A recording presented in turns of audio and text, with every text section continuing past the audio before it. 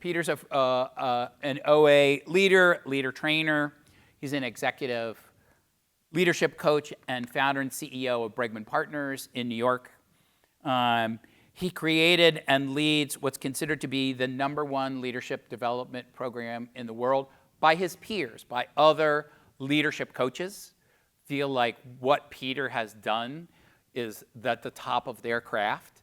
So that's saying a lot when your peers sort of pick you out and say, so that's a 4-day program that he does that helps transform the way people lead by increasing their confidence in themselves, their ability to connect with others, their commitment to what's most important, and their emotional courage. So that's an impressive thing. And I'll say, Peter, sounds kind of like a leader training trip, right? He's an award-winning, best-selling author of 18 books. So I won't read all of the titles. One is a Wall Street Journal bestseller. So I want to invite Peter down here. So welcome, Peter. Peter, I'll just sort of start with, what would you say is the impact of being an OA leader after Princeton? Like, what are the things that you carried with you from OA that you feel like are part of your existence now? How much time do we have? I mean, like, OA changed my life. Like, it completely changed the trajectory of my life. In fact, Gray Tuttle, who is here back there, so on my first OA trip, I didn't know what I was doing. Actually, I went on the Frost trip, and then I was on a bike trip that was canceled. The leader had broken her wrist, and I called Rick, and I said, like, this was my spring break. Like, I need to go on a trip. It's like, I'm sorry, like, all the trips are filled. There's no trips. It's like, all of the trips, like, there's no room for one person on one trip. He's like, well, the only trip that there's any space on is a leader trainer trip, but you need experience. And I said, I have experience. And he nicely didn't ask me what my experience was, but he said, just take your hiking boots and meet in this, so-and-so location. And I hung up the phone, and I turned to my roommate, and I go, what's a hiking boot?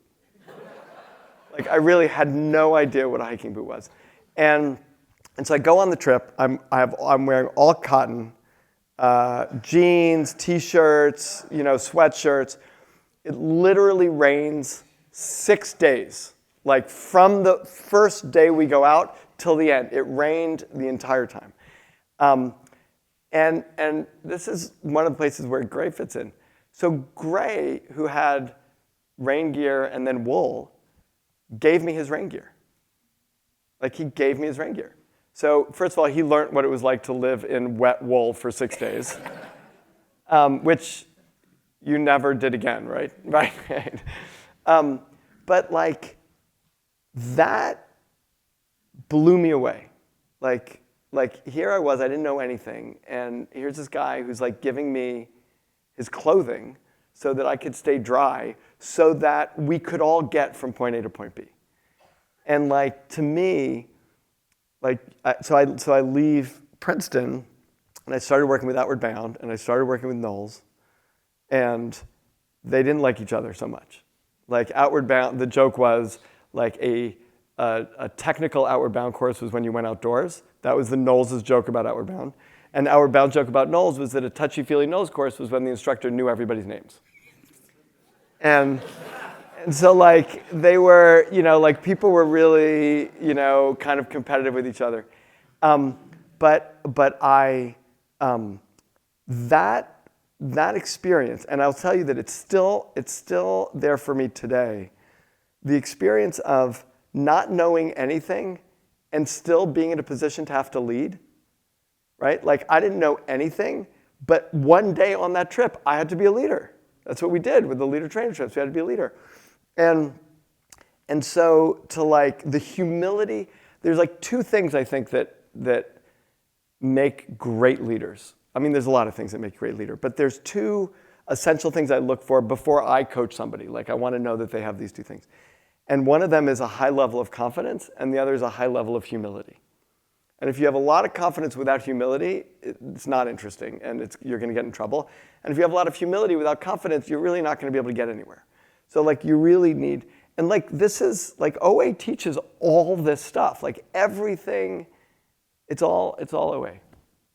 Why would you say that it's important for Princeton to have an outdoor action program? From a leadership coach perspective. Right.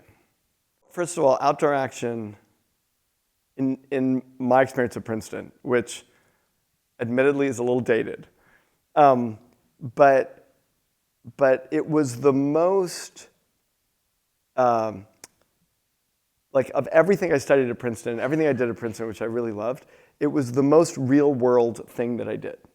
Like there was like, I studied with amazing people. We're all like, you're all awesome, right? And you know that, and you know that like the people you hang out with were awesome at Princeton, and the professors you learned from were like, for all of us, like it was just awesome.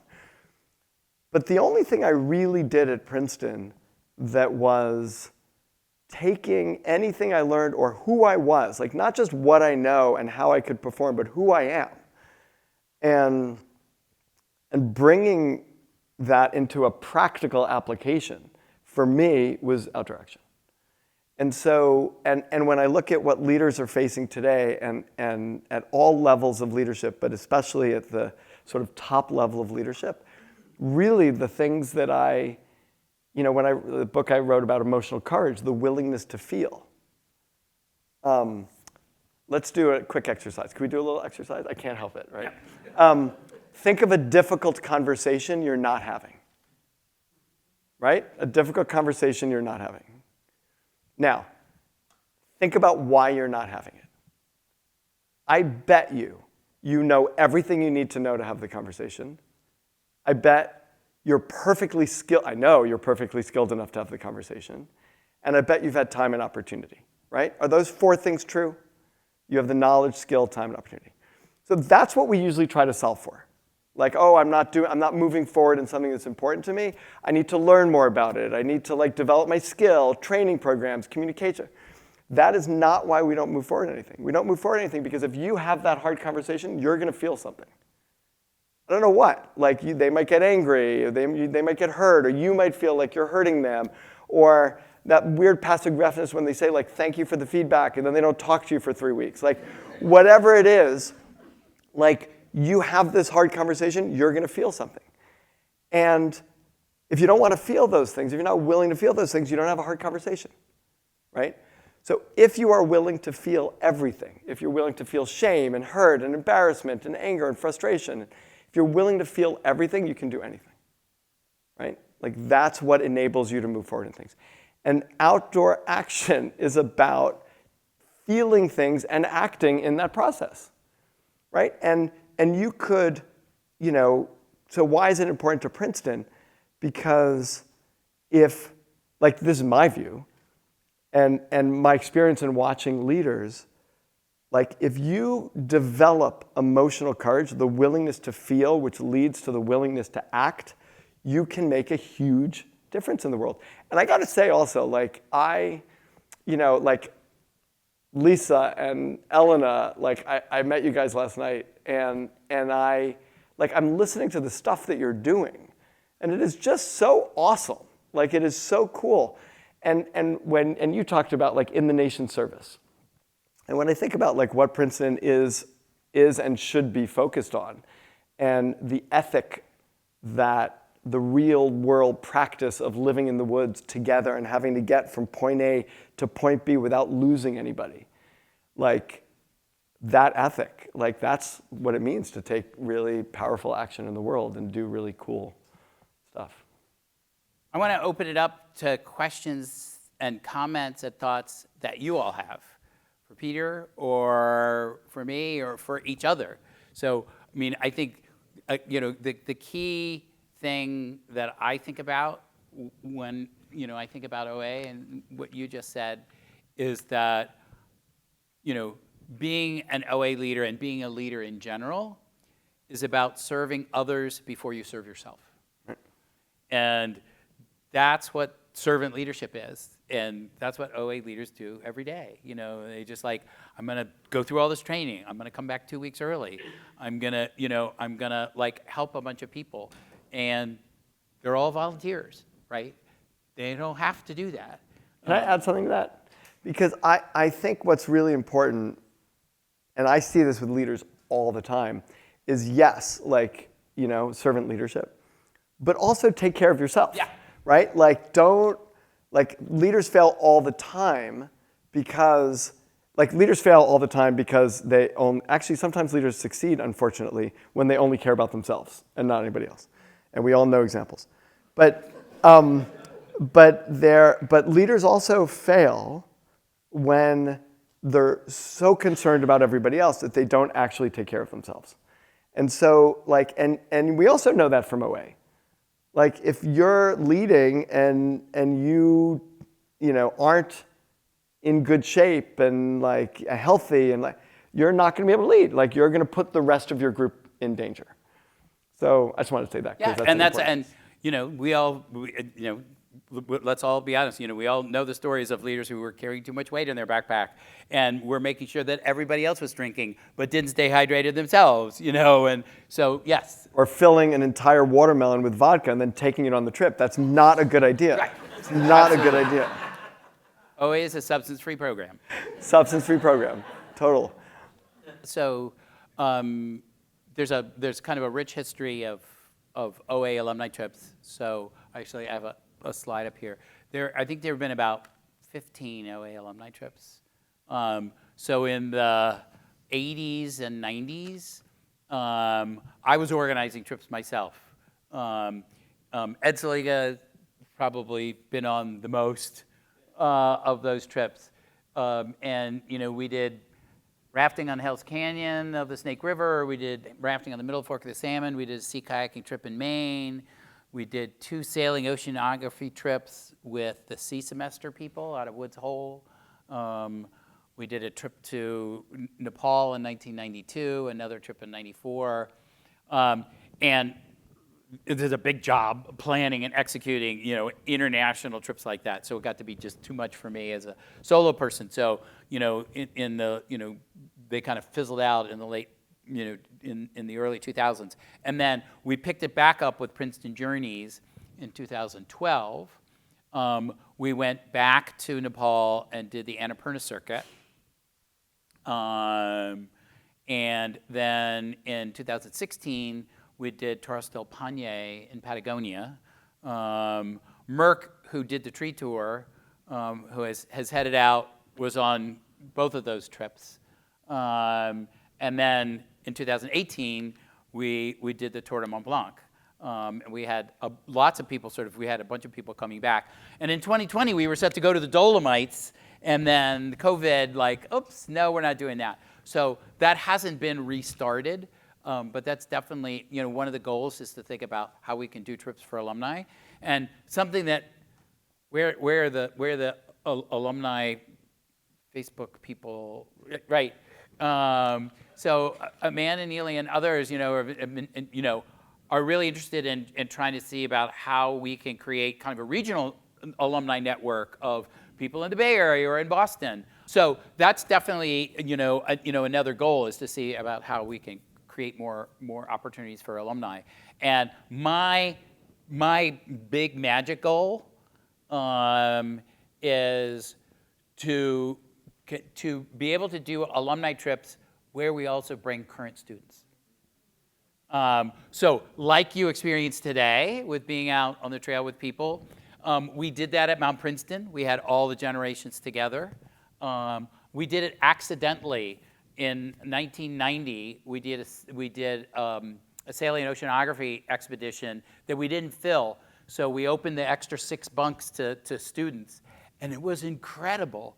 You know, we had 12 alums and 6 students on this oceanography, this big, you know, 125-foot brigantine sailing in the Bahamas, that's the sea semester people doing marine oceanography during their week in between semesters.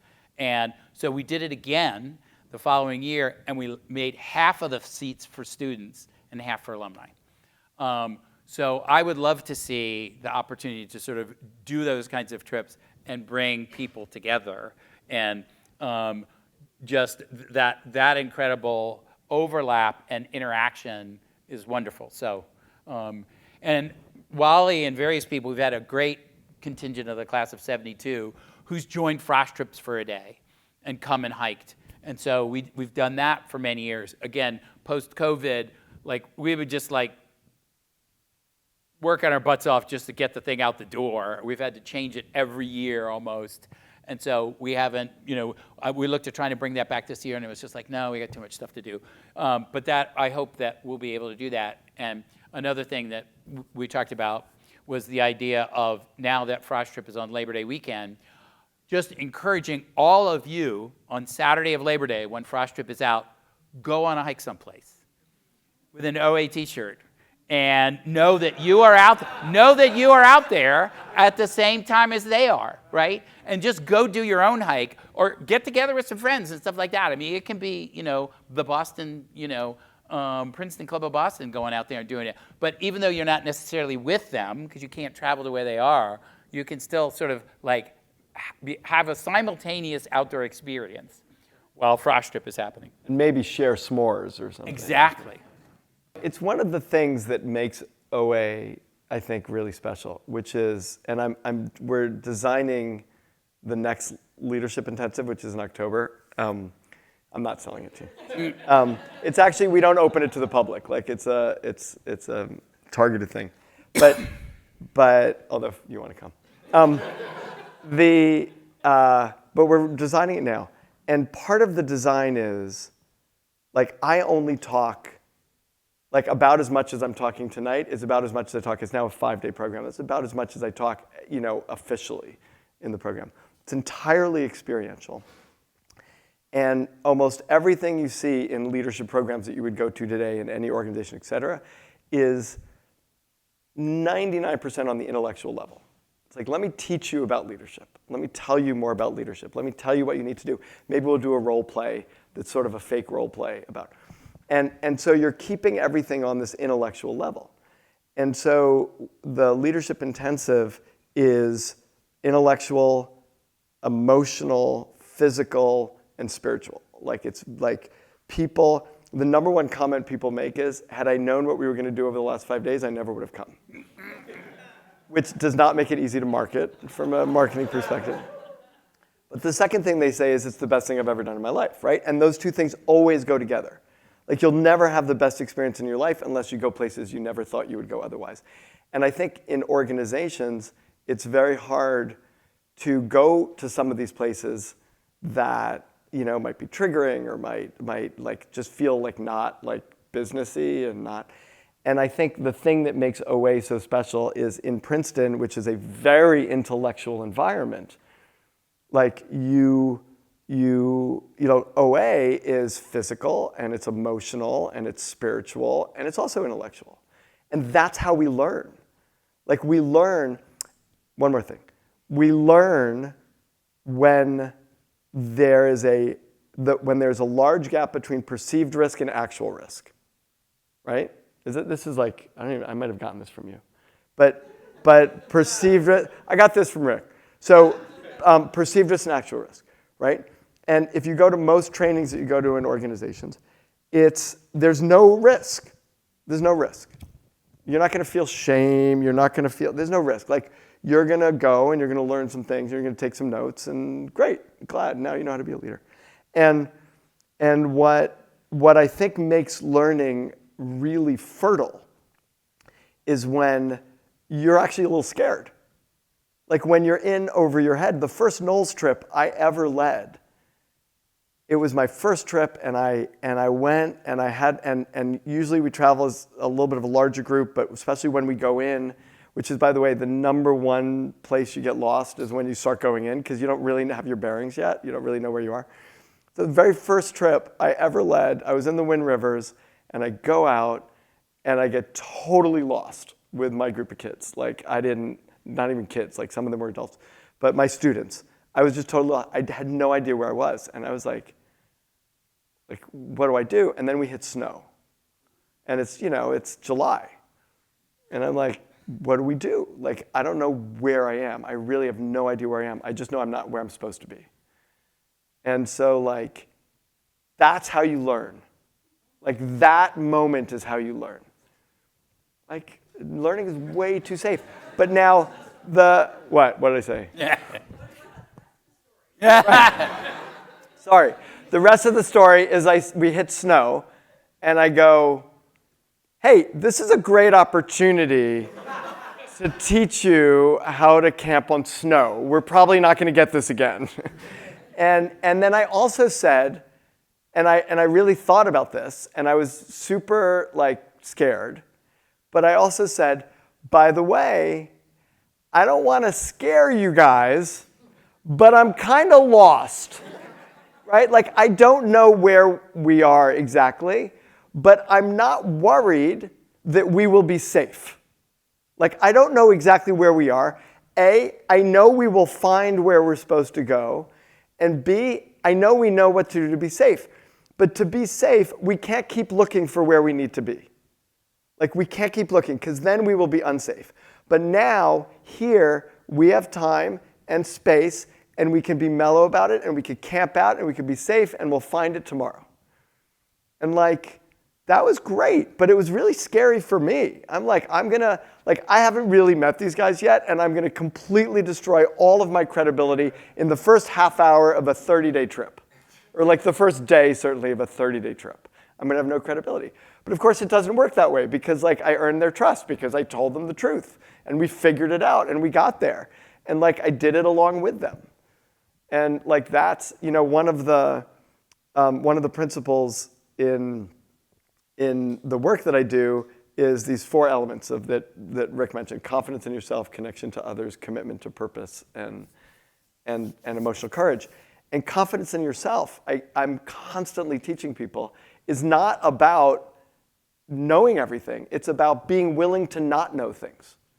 Like, knowing everything is not confident at all. That's insecurity. Like, if I have to know everything, I'm just kind of insecure.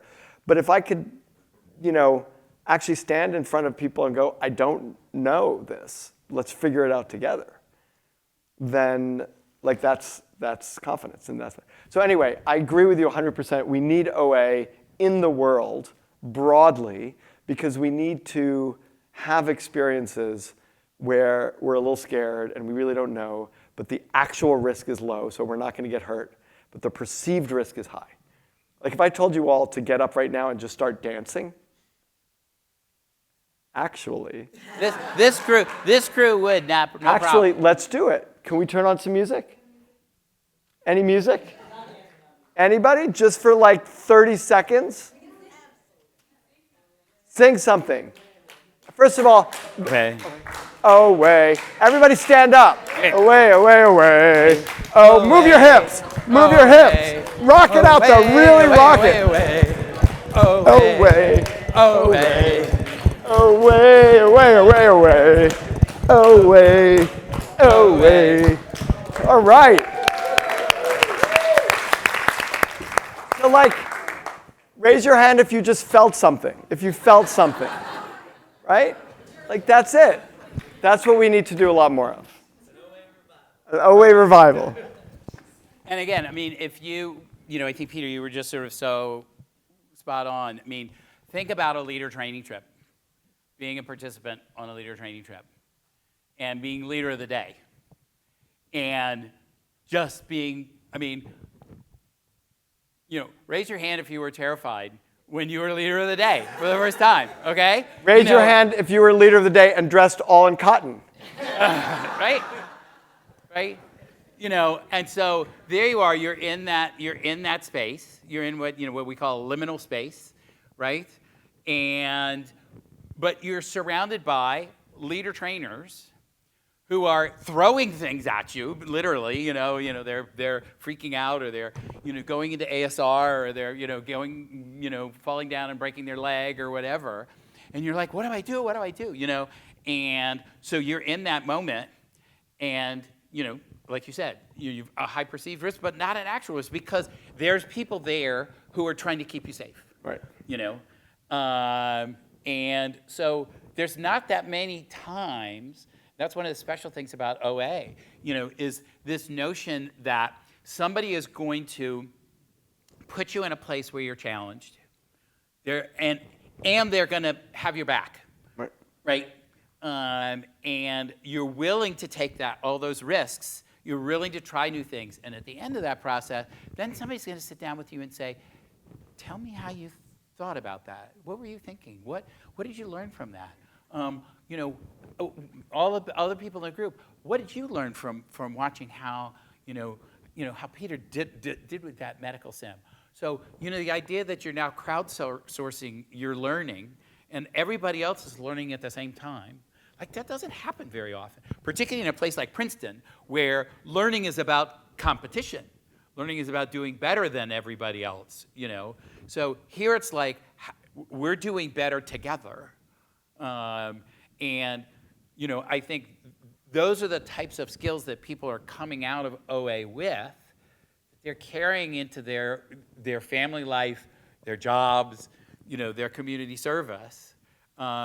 And all of you in this room, like you have a different lens that you look at things through because of that experience. And the unique thing that all of you have done is help hold that lens up for somebody else. For all of you who are leader trainers, you are the one who sort of helped do that. For all of you who led frost trips, you had those people who were like, what the heck am I doing here? And you were like, you can do this. Look through this lens. You can do this, right? And I've had like tons of people, tell me stories about how, people who went on frost trips said, I'll never do that again. I'll never go backpacking again. And I am so glad that I went, right? Both things can be true. So I just went on a hut-to-hut trip with my son Daniel, who, sort of says he doesn't like hiking, but we went and we hiked up Mount Lafayette. And I don't know if anyone's ever hiked Mount Lafayette, and we hiked it from, I think, Greenleaf Hut. It was a 7-mile boulder climb, not half of it, but a bunch of it over a waterfall, right? So like we're just climbing up this waterfall, and he went. I just tried to keep up with him. He's 17, and he went, super fast. So we were actually, because I had my Apple Watch on, we were climbing up a boulder field at a pace of 15 minutes to a mile, like taking 15 minutes to a mile. And I'm in pretty good shape. But he's an amazing. So anyway, so he's booking up. I mean, he's going really fast. I'm just trying to keep up with him. We left the two people we were with way behind. And he gets up to the top, and he goes, that was the hardest thing I've ever done in my life. And I'm thinking to myself, first of all, you're 17. Like, but I said, you made it the hardest thing you've ever done in your life. Like, you could have gone half that speed, and it wouldn't have been the hardest thing in your life. And like this challenge by choice. But you made it the hardest thing, which is fine. Like, that's great. How was it? Like, are you happy? He's like, yeah. I'm like, you want to do it again? He's like, absolutely not. Like, absolutely not, to your point. But we make it. We make those challenges. I highly index on the emotional side. So I think people get very, very messy because they're not willing to feel stuff, right? And because they're not willing to feel, they do all sorts of things so that they won't feel it, which leads to very poor leadership, in my view. It is very easy to get people out of their comfort zone emotionally, right? Because we have relatively narrow emotional comfort zones often, right? And this is, again, like I'm designing this program, so I just wrote this, like, the most dangerous thing is when a leader tries to get their personal needs met through their leadership. Like, I'm a leader, I need to be loved, I'm going to get that met through my leadership. Doesn't end well. Now, to your question, like when I think about the people that I'm coaching, who are, I'm coaching a prime minister, I've coached a governor, I'm coaching like CEOs of very, very big companies. They all have a tremendous amount of experience. They're all very, very successful, right? So I'll give you an example of how we start the Leadership Intensive. And this is the very first Leadership Intensive we ever ran. And the Secretary Treasurer of New Zealand was there, and CEOs of billion-dollar companies were there. And they've signed up, and they probably signed up because they've read my books, or they've heard me speak, or they, like sometimes I've gone to them. Now I do it differently, but this is how they came. So they know and they want to learn from Peter Bregman, and they come in, they're waiting, and we tell them we're going to open the doors at 7 o'clock. Dinner's at 6. We're opening the doors at 7. Everybody be out there by 5 to 7. So they're all standing there in like button-down shirts, and they have their iPads or their notebooks, and they're ready to like take notes from the lecture. We open the doors at 7, and it is an empty room. There's nothing in the room except loud music playing, and my partner in this program, Jessica, and I are dancing in the middle of the room. That's it. We're just dancing. And they come in, and they walk in, and they walk in the room, and they don't know what to do, and they stick really close to the wall. Right? Like they're just walking, like they're walking around the wall, so they're just filing in, and then they're watching, and they're waiting for us to do something, we're just dancing.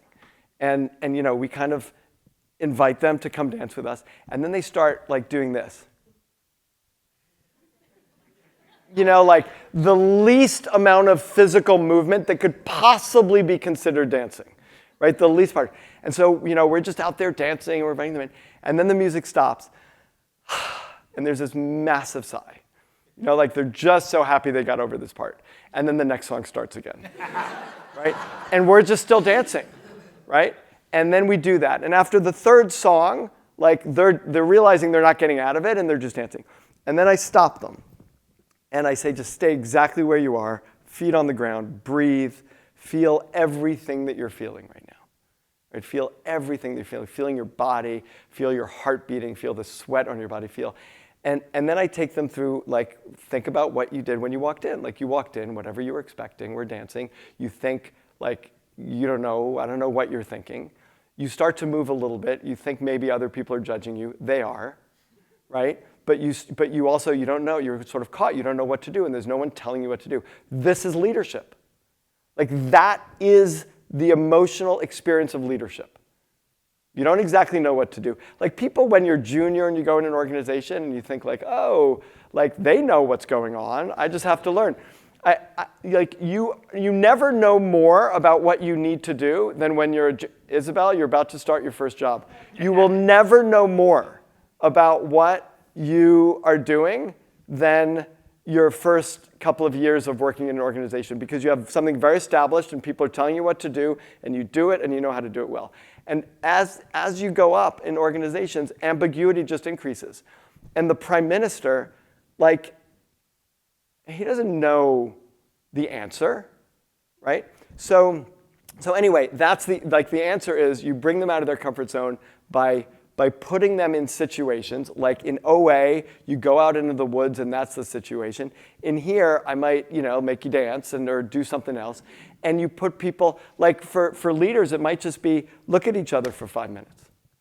Just look at each other and feel what you feel. Like I actually start to feel tears in my eyes when I look in your eyes. I do, like I really do. And I, like, that's brave in a very safe way where the perceived risk feels high. But what is the actual risk of dancing in a room full of people? There's no time, by the way. Everybody who comes to the intensive is like pretty high level. There's no moment in the intensive where we ever go around and say your name and your role and what you do and who's in your organization. Never. They're human beings meeting as human beings, and they spend 5 days together as human beings. They could ask each other whatever they want to ask each other. But like a moment of just, like we have them at the very beginning of the intensive, just look at each other and ask a question. What have you come here to teach me? And then just sit and imagine. And then at the end of the intensive, we go, thank you for what you taught me. And they're all teaching each other stuff.